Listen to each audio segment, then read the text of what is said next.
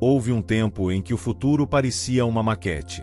Tudo cabia num desenho bonito, numa assinatura coletiva, num laboratório de vidro ao sol do deserto.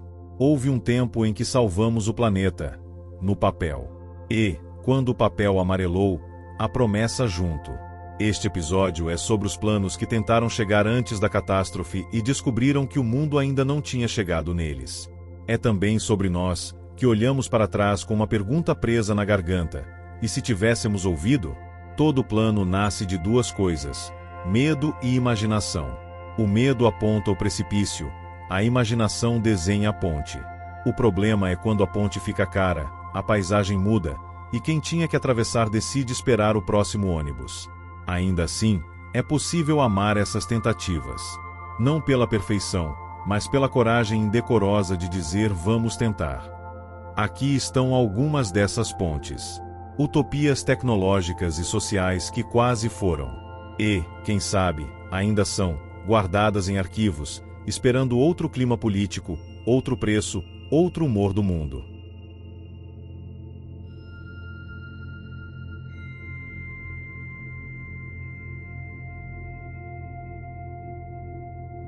Era para ser a Terra engarrafada. Um mundo em miniatura, com oceaninho, florestinha, desertinho, pessoas de verdade respirando ar de verdade em um sistema fechado que daria inveja ao seu terrário. Chama-se Biosfera 2 porque a 1, você sabe, é a original, nossa casa grande, essa que estamos testando até o limite desde sempre. A promessa era linda. Se conseguirmos replicar a vida num domo, talvez possamos consertá-la lá fora. Ou colonizar Marte. Ou, pelo menos, entender por que tudo isso funciona. O que veio foi outra coisa. Oxigênio caindo, formigas fazendo a festa, dinâmicas sociais de novela às 3 da tarde, e uma revelação dolorida. Simplificar a Terra é fácil, fazê-la funcionar é que complica. O laboratório virou alegoria. E, como toda alegoria, dividiu plateias. Para uns, fracasso. Para outros, um raro espelho do nosso desajeito. A ironia. Queríamos provar que sabíamos cuidar de um planeta. Mal conseguimos cuidar de um planetário de vidro.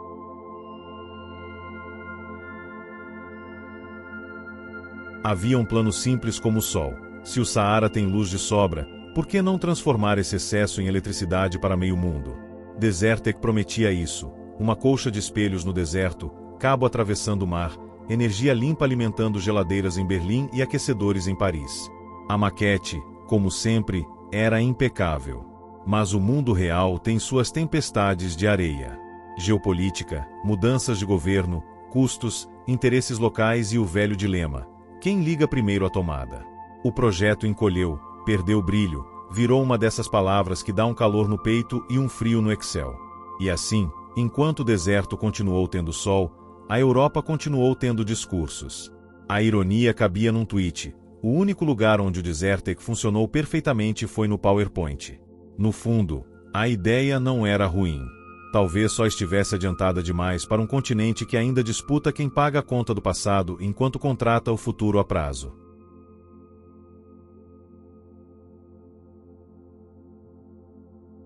Plantar árvores que não fazem sombra, não dão fruta e não precisam de água.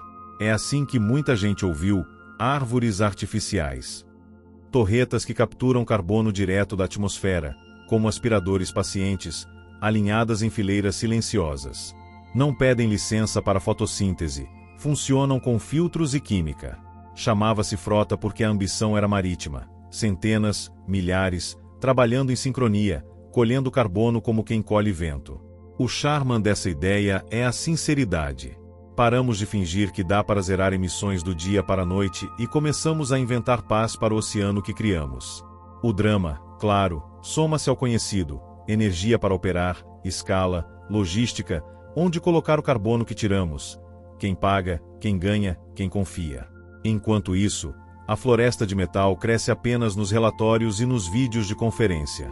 E, ainda assim, há algo irresistível aqui: a humildade técnica de admitir que precisamos limpar o ar como quem lava um copo. Talvez um dia olhemos para essas torres como olhamos para postes de luz: um incômodo no começo, depois, infraestrutura. Por ora, são promessas no vento, tentando não fazer barulho.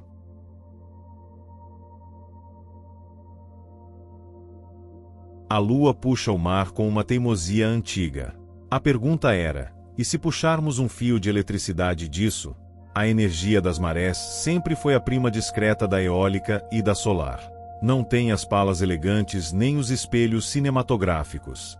Tem água fria, engrenagens, manutenção complicada, mas uma promessa que brilha: previsibilidade. O mar sobe e desce com pontualidade britânica. Projetos nasceram em baías, estuários, estreitos. Pilotos funcionaram. E, como tantos pilotos, ficaram na pista. O custo morde, a ecologia pede ressalvas, e o investidor gosta de histórias mais sexy, de preferência com deserto e sol.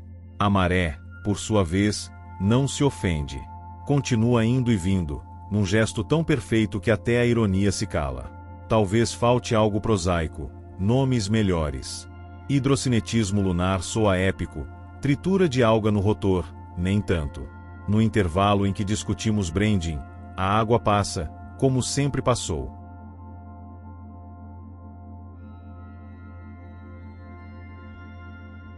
Quando a casa pega fogo, algumas pessoas pegam baldes, outras constroem sprinklers no telhado. James Lovelock, o homem que pensava a Terra como organismo, sugeriu que talvez precisássemos intervir em escala planetária, dimer no Sol com partículas estratosféricas, espelhos orbitais para devolver uma parte da luz, fertilização do oceano para turbinar fitoplâncton. Ideias com cheiro de ficção científica e uma frieza clínica. Ou fazemos algo grande, ou o grande acontece com a gente. As reações dividiram o salão. Para uns, é hibris, a arrogância de brincar de Deus depois de estragar o jardim. Para outros, é o realismo que ninguém quer convidar para a festa. O mundo, como sempre, preferiu a estratégia de esperar e ver. Isso tem outro nome: ver para crer, ou crer que veremos. A piada pronta: se é para mudar o clima de forma artificial, podemos começar reduzindo o tom das reuniões. Talvez a maior provocação do plano não seja técnica, mas moral. O que estamos dispostos a aceitar para não aceitar perder?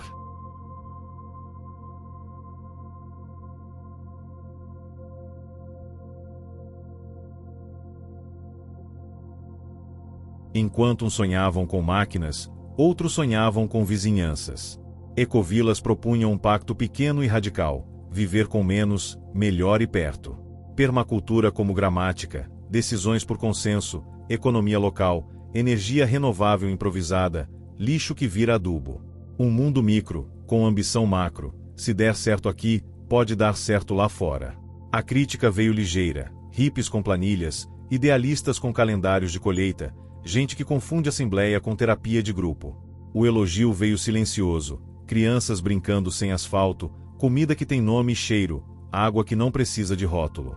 Entre a caricatura e o exemplo, as ecovilas ficaram como um lembrete incômodo: talvez a dificuldade não seja técnica, talvez seja de hábitos.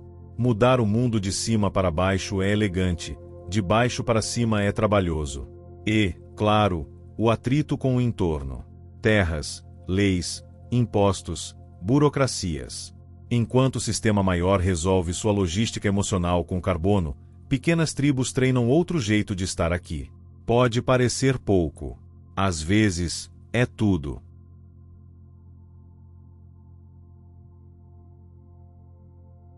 O mar ocupa mais espaço no mapa do que nossas ambições. Ocean Farming prometia mudar isso: fazendas marinhas, cultivos de algas que viram comida, biocombustível, captura de carbono. Quadrantes de mar como se fossem lotes de esperança. É bonito no drone e, honestamente, romântico no conceito: plantar no azul. E, no entanto, ficou em grande parte no papel. Custa caro ancorar utopias. Custa mais ainda coordenar correntes, tempestades, logística, mercados. Há quem diga que o mar gosta de liberdade e que a gente não sabe lidar com o que não cercamos. Talvez o mar só esteja lembrando que o limite de nossas ideias é a paciência da prática. E a paciência, essa entra pouco em editais. O humor involuntário está nos slogans que nunca saíram: o futuro é viscoso, o verde agora é salgado. Se um dia essas fazendas florescerem, parecerá óbvio. Até lá, seguimos colhendo promessas na beira da praia.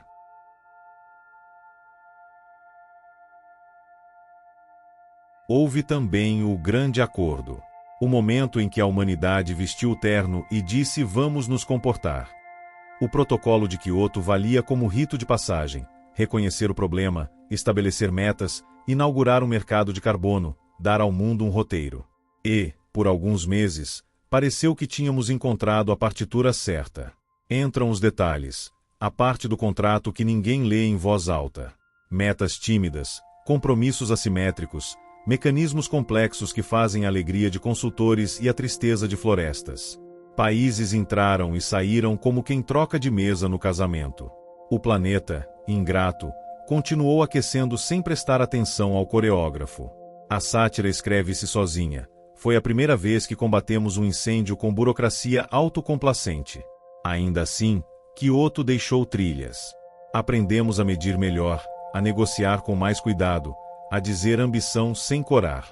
O problema é que, enquanto aprendíamos a falar, o relógio ajustava a hora sozinho.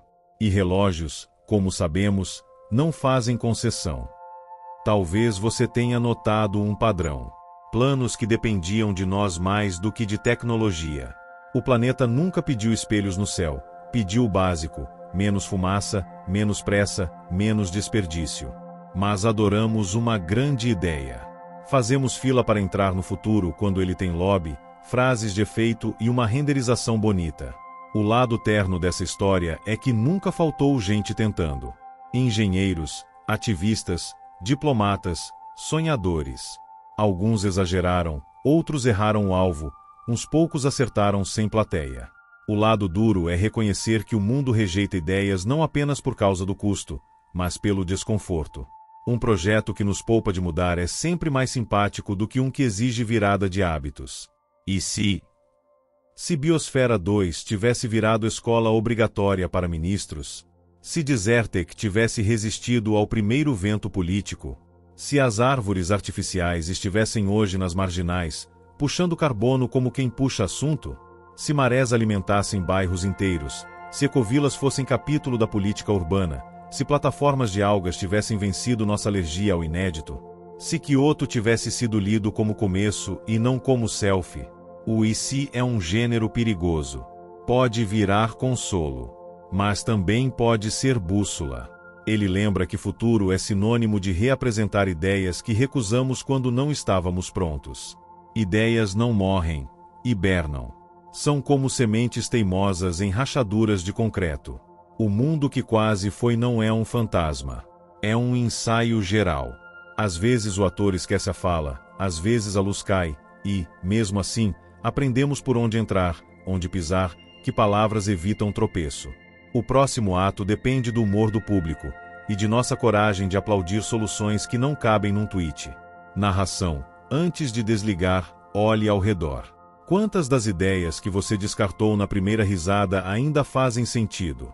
Quantos plano B eram, na verdade, plano A com outro nome? Você pode achar que essas histórias são sobre governos, corporações, grandes decisões em salas sem janelas. Elas são, também, sobre a cozinha da sua casa, o modo como você chega ao trabalho, a paciência que você reserva para o que não dá resultado amanhã. Talvez salvar o planeta não seja um plano. Talvez seja uma coleção de teimosias, algumas de vidro, outras de metal, outras de papel reciclado. Algumas brilham ao sol do Saara, outras se enraizam na lama das marés, outras ainda sentam em assembleia sob uma figueira e esperam um consenso que já nasce com a primavera. O resto é decoração, logos, painéis, coffee breaks. O episódio termina, mas as maquetes continuam na mesa. Você pode rir da ingenuidade, e deve, o humor salva a política da solenidade. Mas, depois da risada, escolha um pedacinho do futuro para insistir. Nem que seja uma árvore que não dá sombra, uma horta que dá trabalho, uma maré que, vista de perto, sempre chega.